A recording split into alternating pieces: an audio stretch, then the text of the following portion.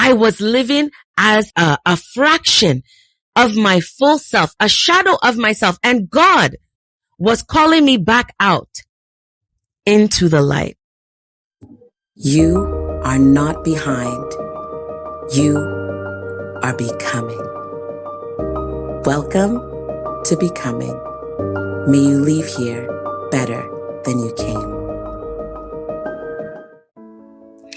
I just couldn't shake last week's episode. And as I reflected a little further on the topic of identity, I heard this word, doppelganger. You know, like a lookalike or a twin stranger. It originates from German folklore and historically referred to a paranormal double or a shadow of a living person. This got me thinking about how we can at times go through life in this same way, like a shadow of ourselves. Some years ago, I walked through an incredibly difficult season of my life. I was navigating immense disappointment, discouragement, and pain as a result of a relationship that had been the source of great heartache and hardship. Looking back, I can tell you that I looked like me. I talked like me. I acted like me. But I wasn't me. I was a mere shell, a shadow of myself. The scary part is, while I was in it, I didn't know it. I was very busy going about life, work, ministry, family. And yes, I was functioning, but I wasn't functional because I was not operating at my full and best self. I was living as a fraction of my full self, a shadow of myself, and God was calling me back out into the light. The moment that season of my life came to an end, something incredible happened.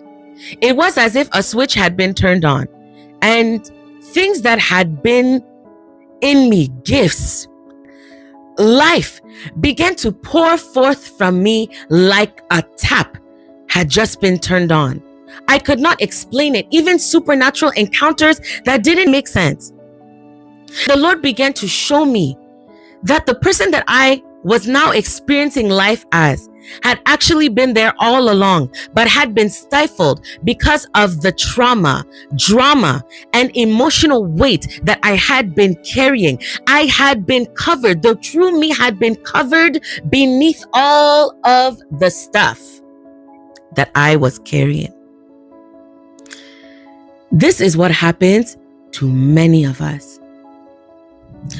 But you know, Psalms 30 verse 5 says, "For his anger is but for a moment.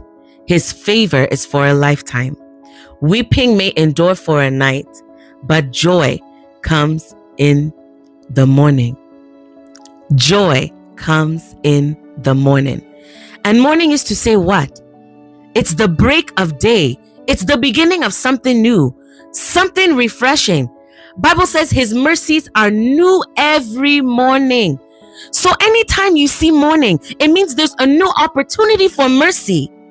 It is the end of one thing and the beginning of a new thing. It is the coming of daylight, the coming of sunrise, bright joy after a night of distress. I can promise you that your morning is coming, just as my morning came.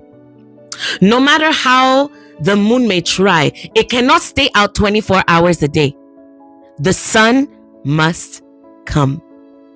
Bible says to everything there is a season and a time. Look at the story of Joseph. You can find that in Genesis 37, and you know it spans across several chapters. Joseph was a very special young man.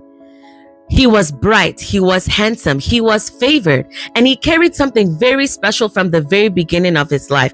And the enemy tried to kill that thing in him early on by causing him to be hated by his own family, causing him to be sold into slavery wrongfully, to be locked into circumstances that were not of his own choosing.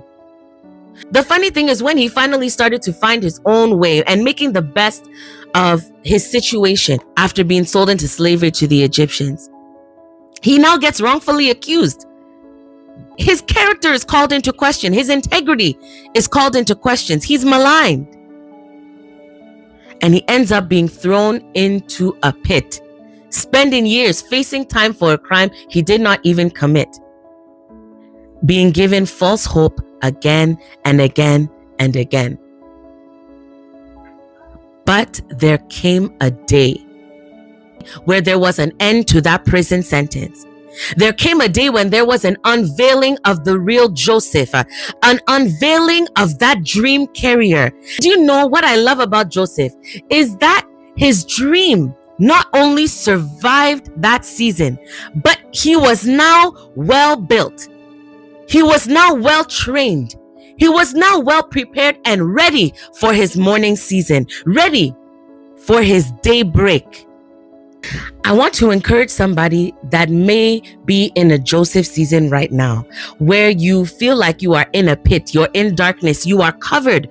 Your true self cannot even come out because of all of the things that you are carrying. I want to encourage you. Your morning is coming.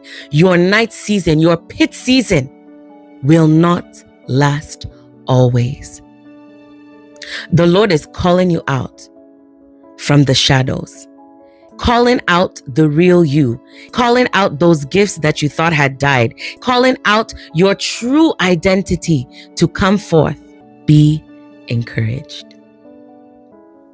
Until next time, be blessed and be a blessing.